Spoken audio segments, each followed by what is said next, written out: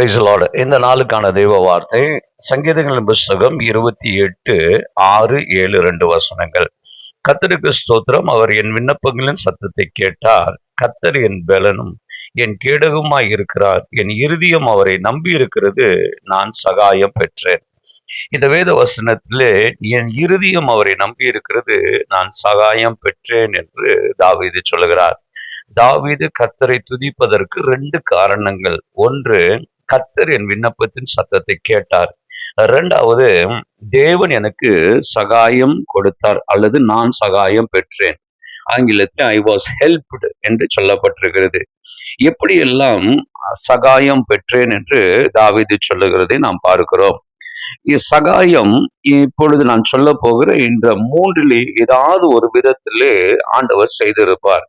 எந்த விதத்திலே ஆண்டவர் செய்திருப்பார், இதில் ஏதாவது ஒரு விதத்திலே செய்திருப்பார், எந்த விதத்திலே செய்திருப்பார் என்பதை நீங்கள் அறிந்து கொள்ளுங்கள் அல்லது அனுபவியுங்கள்.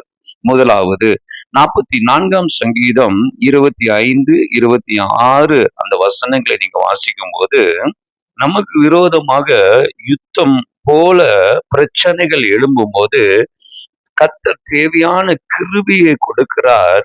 இந்த கிருபையை கொடுக்கிறது நிமித்தமாக தேவனிடத்திலிருந்து நான் சகாயம் பெற்றேன். அல்லேலூயா. நம்முடைய வாழ்க்கையில நிறைய பிரச்சனைகள் வருகிறது, நிறைய நெருக்கங்கள் வருகிறது. ஆனால் எவ்வளவு பிரச்சனை வந்தாலும் அதற்கு ஏற்ற கிருபைகளை கொடுத்து நம்மை பலப்படுத்துகிறவராயிருக்கிறார். எபிரேயர் 4ஆம் அதிகாரம் 16ஆம் வசனத்தை நீங்க வாசிக்கும் போது, ஏற்ற காலத்திலே நமக்கு உதவி செய்த கிருபை என்று எழுதப்பட்டிருக்கிறது. இந்த கிருபையினாலே நீங்களும் நானும் சகாயம் பெற்றவர்களாக இருக்கிறோம். 2வதாக சங்கீதம் 57 2 3 வசனங்கள் நீங்க வாசிக்கும் போது, ஆண்டவர் எப்படி சகாயம் பண்ணுகிறார் என்றால், என்னை விழுங்க பார்க்க என்னை நினைக்கையில் கர்த்தர் எனக்கு கிருபையையும் சத்தியத்தையும் அனுப்பினார் என்று எழுதுகிறது. இந்த சத்தியம் என்பது வசனத்தை குறிக்கிறது. தடுமாறுகிற வேலையிலே, இப்படி நான் என்ன செய்வதென்று தெரியாமல் இருக்கிற வேலையிலே இடராதபடிக்கு கர்த்தர் எனக்கு வசனத்தை அனுப்புகிறார். இந்த வசனத்தை அனுப்பி கர்த்தர் எனக்கு சகாயம் செய்கிறவராயிருக்கிறார். நிச்சயமாகவே நீங்கள் தடுமாறுகிற சூழ்நிலை இருக்கும் என்றால், வசனம் ஒன்று உங்களுக்கு போதும். அந்த வசனம் உங்களுக்கு உதவி செய்கிறதாக மாறும். நிச்சயமாகவே அந்த வசனம் உங்களை உயிர்ப்பிக்கும்.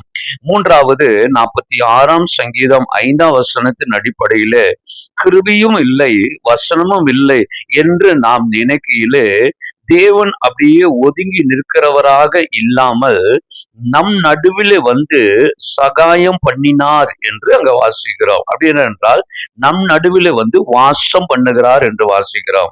அருமையானவர்களே, உங்கள் நடுவிலே ஆண்டவர் வாசம் பண்ணி உங்களுக்கு வேண்டிய ஆலோசனைகளை, உங்களுக்கு வேண்டிய கருத்துக்களை கர்த்தர் சொல்லி ஆண்டவர் உங்களுக்கு சகாயத்தை செய்வாராக அல்லது உதவியை செய்வாராக. நிச்சயமாகவே இந்த நாளிலே கர்த்தர் உங்களுக்கு உதவி செய்வார். அந்த ஆசீர்வாதத்தை பெற்றுக் கொள்ளுங்கள். கர்த்தர் உங்களை ஆஸ்வதிப்பார். God bless you.